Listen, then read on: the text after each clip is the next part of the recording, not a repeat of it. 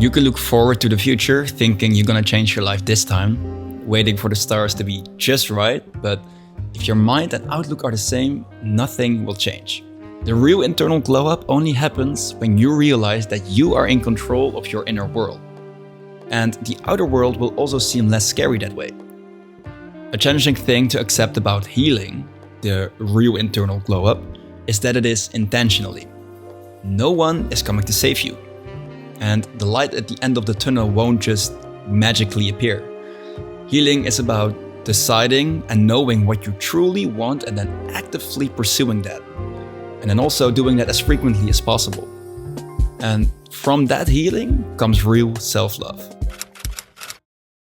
I recently read a poem on Instagram and I really want to show it to you guys because I really think this embodies what I just explained. The master in the art of living makes little distinction between his work and his play, his labor and his leisure, his mind and his body, his information and his recreation, his love and his religion. He hardly knows which is which. He simply pursues his vision of excellence at whatever he does, leaving others to decide whether he is working or playing. To him, he is always doing both. That's an interesting perspective, don't you think? Notice if instead of focusing on what you truly want, you've been wasting your energy on what you don't want. You probably have heard this story about the Greek mythology hero or villain, depending on how you look at it, about Sisyphus, right? If you don't know, look it up. Very interesting story. The guy that is punished by pushing up a boulder all the way up to the hill. And then when he almost reaches the hill with the boulder tumbles all the way down and he has to pursue that action again and again until eternity. Most people would think there's no sense of accomplishment, there is only struggle without a sense of purpose, and this would break your spirit. However, for Sisyphus, he still did it. And according to Camus, a French philosopher, and I do agree with him, according to him, he probably did it with a smiling face. I think these outlooks, the poem that I just read and this story about Sisyphus are the ultimate embodiment of true self-love. The ability to smile in the face of struggle, embracing one's circumstances regardless how difficult they are, and also finding meaning and purpose in these circumstances without a real sense of accomplishment or validation. Guys, self-love is the internal glow-up we all long for. And notice how this mindset also depends on your perspective, how you see the world.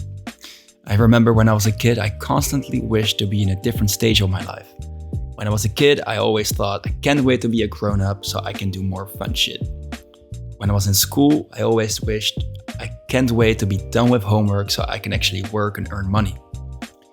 Then when I had a job, I always thought I miss my student days.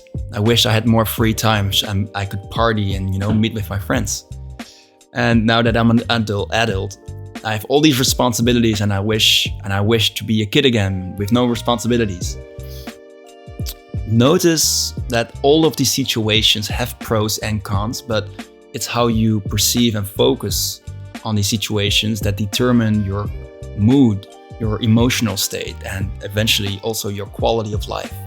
In that poem, the person doesn't really make a distinction between work and play because he is focusing on the parts that he enjoys, the parts that make him grow, the parts that give him purpose. Sure, every situation and activity has negative aspects, but I think people really play that victim mentality and really make it a sport to see all the negative in every situation. But remember what I told you in the beginning of the video, nobody is coming to save you. The light at the end of the tunnel only comes when you change your outlook. Sadly, a lot of people are blaming themselves for all of their misfortunes and are getting caught in the overload of shame and are feeling helpless and frustrated. Maybe because they are stuck in a paradigm that their parents created for them, a very abusive and sad environment where they grew up in. Or maybe they compare themselves online, on social media, or influencers that are living a crazy life, and this really creates a self-critical attitude, really an abusive relationship with yourself, where you are really blaming yourself for all of your misfortunes until you actually start believing that you deserve all of them. And that's toxic. When I started to zoom out of my own little small world and saw the bigger picture the universe actually put in front of me, I realized that all of these minor setbacks and these small accomplishments are actually part of a larger journey. That all of these events are actually interconnected. For example, that the personal well-being choices actually affect my professional life and vice versa. That having no clear life's purpose actually translates in more time killing. That me going to the gym 7 days a week when I was 18 years old actually translates in me developing a sense of discipline and making more health-conscious decisions based on my diet and lifestyle. And eventually me becoming a personal trainer because of that. Life is crazy. Life is fucking unpredictable.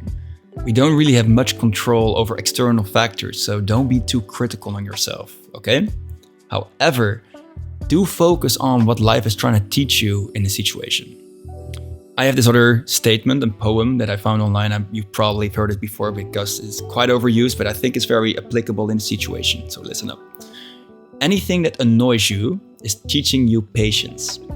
Anyone who abandons you is teaching you how to stand on your own 2 feet. Anything you can't control is teaching you how to let go. Anything that angers you is teaching you compassion. Anything that makes you jealous is teaching you gratitude. Use your imagination in a way that serves you, okay? Instead of scaring you. Focus on gratitude and seeing the world through a positive lens.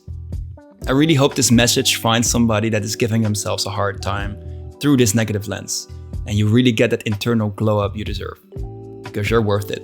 You've got this, okay? Feed the mind, the body and the soul, as one cannot function without the other. I'll see you next video, and much love.